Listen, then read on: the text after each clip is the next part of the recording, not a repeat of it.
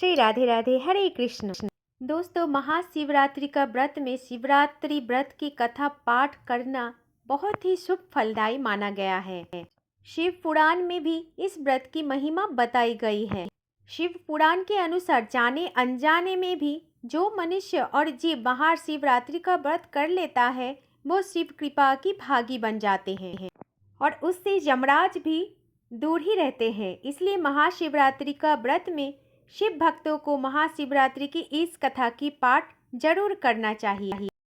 हम सब जानते हैं कि महाशिवरात्रि का दिन होते हैं भगवान शिव और माता पार्वती का विवाह का दिन। लेकिन दोस्तों, कुछ विद्वान ऐसे भी मानते हैं कि महाशिवरात्रि के दिन ही भगवान शिव ने कालकूप नाम का विष पान किया था, जो समुद्र मंथन से समुद्र से निकला हुआ था। लेकिन दोस्तों, शिव पुराण में एक शिकारी का कथा वर्णन है और दोस्तों, आज के इस वीडियो में मैं आपको शिव पुराण में वर्णित महाशिवरात्रि का वो पावन कथा सुनाने जा रही हूँ। पूर्व काल की बात है। चित्रभानु नामक एक शिकारी था। वो व्यक्ति केवल शिकार करके अपने परिवार का पालन पोषण करता था, लेकिन उस शिकारी पर साहूकार का काफी कर्ज भी था। लेकिन वह कर्ज समय पर वो नहीं चुका पाया। फिर साहूकार ने शिकारी को शिव मठ पे बंदी बना लिया। लेकिन संयोग से उस दिन शिवरात्रि का दिन था। शिकारी ध्यानमग्न होकर शिव संबंधी धार्मिक बातें सुनता रहा। चतुर्दशी को उसने शिवरात्रि व्रत कथा भी सुनी। लेकिन शाम होते ही साहूकार ने उसे अपने पास बुलाया। फिर ऋण चुकाने के विषय में बातें की। शिकारी अगले दिन सारा ऋण लौटा देने का वचन देकर बंधन से छूट गया और फिर अपनी दिनचर्या की भांति वह जंगल में शिकार के लिए निकल पड़ा। लेकिन दिन भर बंदी गृह में रहने के कारण वो शिकारी चित्रभानु बहुत भूखा और प्यासा हो गया था और बहुत ज़्यादा व्याकुल भी था। शिकार खोजता हुआ वो बहुत दूर तक निकल गया। जब अंधकार हो गया तो उसने विचार किया कि रात जंगल में ही बितानी है। फिर थोड़ी ही देर में वो वन में एक तालाब देखा और तालाब के किनारे एक पेड़ देखा, जो एक बेल की पेड़ था। उस पर चढ़कर रात बिताने की इंतजार करने लगा और उसी बिल्व वृक्ष के नीचे एक शिवलिंग भी था। लेकिन शिकारी चित्रभानु को ये कुछ पता भी नहीं था, क्योंकि वो शिवलिंग बेलपत्रों से ढका हुआ था और शिकारी चित्रभानु को इस बारे में कुछ भी पता नहीं चला। एक तरफ से चित्रभानु बहुत चिंतित भी था, क्योंकि उनको साहूकार को ऋण भी चुकाना था और इसी चिंता के कारण उस बेल के पेड़ से वो हर समय एक एक बेल पत्र तोड़कर नीचे फेंक रहा था। लेकिन संयोग से वो बेलपत्र शिवलिंग पर गिरते चली गई। इस प्रकार दिन भर भूखे प्यासे शिकारी का व्रत भी हो गया और शिवलिंग पर बेलपत्र भी चढ़ गया। जब रात्रि के एक पहर हुई तब शिकारी ने देखा कि एक गर्भिणी हरिणी तालाब पर पानी पीने पहुंची। उसी समय शिकारी चित्रभानु ने धनुष पर तीर चढ़ाकर जैसे ही तीर को चलाना चाहा, तब हरिणी बोल उठी, मैं गर्भिणी हूँ और मैं शीघ्र ही प्रसव करूंगी और तुम अभी अगर मुझे तीर में विद्ध करोगी तो एक साथ तुम 2 जीवों का हत्या करोगी, जो बात बिल्कुल भी ठीक नहीं है। इसीलिए थोड़ी देर रुक जाओ, मैं बच्चे को जन्म देकर शीघ्र ही तुम्हारे समक्ष प्रस्तुत हो जाऊंगी, तब तुम मुझे मार लेना। हरिणी की इस बात को सुनकर शिकारी चित्रभानु एकदम से स्तब्ध हो गया और फिर हरिणी को छोड़ भी दिया। तब हरिणी जंगल की झाड़ियों में लुप्त हो गई। इस दौरान अनजाने में कुछ बेलपत्र शिवलिंग पर गिर गई। इस तरह उसने अनजाने में प्रथम पहर की पूजा संपन्न कर ली। फिर कुछ ही देर बाद और एक हरिणी उधर से निकल के आई। फिर जैसे ही शिकारी उसे मारने के लिए धनुष बाण चढ़ाया तो हरिणी ने विनम्रता पूर्वक निवेदन किया। हरिणी ने शिकारी से कहा, हे शिकारी, मैं थोड़ी देर पहले ही ऋतु से निवृत्त हुई हूँ, कामातुर विरहिणी हूँ और अपने प्रिय के तलाश में हूँ। अपने पति से मिलकर मैं तुम्हारे पास आ जाऊंगी।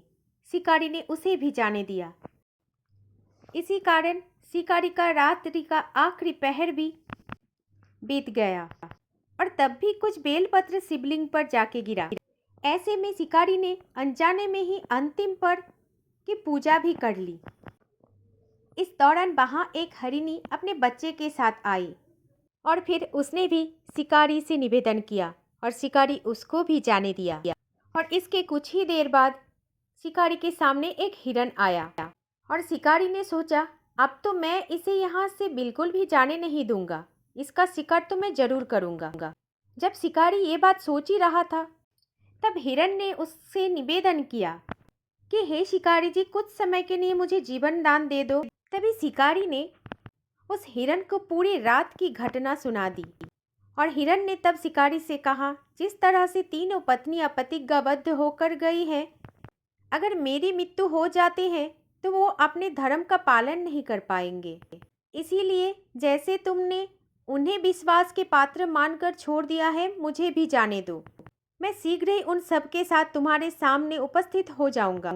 हिरन की इस बात को सुनकर शिकारी ने उसे भी जाने दिया और इस तरह देखते देखते सुबह हो गई और शिकारी चित्रभानु का उपवास, रात्रि जागरण और शिवलिंग पर बेलपत्र चढ़ाने से अनजाने में ही शिवरात्रि का पूजा पूर्ण हो गई। लेकिन अनजाने में हुई पूजा का परिणाम उसे तत्काल मिला। थोड़ी ही देर में हिरन और उसका परिवार शिकारी के सामने आ गया। लेकिन इस बार शिकारी ने जब हिरन की पूरे परिवार को देखा तो उनसे गिलानी हो गई और शिकारी ने उन पूरे परिवार को जीवन दान दे दिया। और अनजाने में शिवरात्रि का व्रत पालन करने पर भी शिकारी को मोक्ष की प्राप्ति हुई। जब मृत्यु काल में जमदूत जीव को लेने के लिए आए तो तब शिवगणों ने उन्हें वापस भेज दिया और उसे शिवलोक ले गए। शिव जी की कृपा से चित्रभानु अपने पिछले जन्म को याद रख पाए। शिवरात्रि के महत्व को जानकर उसके अगले जन्म में भी शिवरात्रि का व्रत को पालन कर पाए। दोस्तों, शिवरात्रि के इस कथा से हमें कुछ संदेश मिलते हैं। शिकारी के कथा के अनुसार महादेव तो अनजाने में किए गए व्रत का भी फल दे देते हैं, लेकिन वास्तव में महादेव शिकारी का दया भाव से प्रसन्न हुए थे। अपने परिवार के कष्ट का ध्यान रखते हुए भी शिकारी ने मृग के परिवार को जाने दिया। ये करुणा ही वस्तुतः वास्तव में उस शिकारी को उन पंडित एवं पुजारियों से उत्कृष्ट बना देती है, जो कि सिर्फ रात्रि जागरण, उपवास एवं दूध, दही, बेलपत्र आदि द्वारा भगवान शिव को प्रसन्न करना चाहते हैं। इस कथा में सबसे महत्वपूर्ण बात यह है कि इस कथा में अनजाने में किए गए पूजन पर विशेष बल दिया गया है। इसका अर्थ ये नहीं है कि भगवान शिव किसी भी प्रकार से किए गए पूजन को स्वीकार कर लेते हैं अथवा भोलेनाथ जाने या अनजाने में हुए पूजन में भेद नहीं कर सकते हैं। वास्तव में वो शिकारी शिव पूजन नहीं कर रहा था। इसका अर्थ ये भी हुआ है कि वो किसी तरह किसी फल का कामना भी नहीं कर रहा था। उस शिकारी ने बस एक मृग परिवार को जीवन दान दिया और मृग परिवार को समय दिया था, जो कि शिव पूजन के समान ही था। दोस्तों, शिव का अर्थ है कल्याण। उन निरीह प्राणियों का कल्याण करने के कारण ही वो शिव तत्व के नजदीक जा पाया और शिव तत्व को जान पाया और उसका साक्षात्कार भगवान शिव से हुआ। दोस्तों, एक बात हमेशा ध्यान रखना, परोपकार करने के लिए सिर्फ महाशिवरात्रि का दिवस ही होना आवश्यकता नहीं है। पुराण में 4 प्रकार की शिवरात्रि के पूजन का वर्णन है। एक है मासिक शिवरात्रि, जो प्रथम और आदि शिवरात्रि, तथा महाशिवरात्रि पुराण वर्णित अंतिम शिवरात्रि है नित्य शिवरात्रि। वस्तुतः प्रत्येक रात्रि ही शिवरात्रि है। अगर हम उन्हें परम कल्याणकारी आशुतोष भगवान में स्वयं को लीन कर दे तथा कल्याण मार्ग का अनुसरण करे, वही शिवरात्रि का व्रत सच्चा शिवरात्रि का व्रत होता है। शिवरात्रि व्रत कथा सुनने के बाद कमेंट बॉक्स में जरूर लिखना हर हर महादेव। वीडियो को शेयर करना ना भूलें।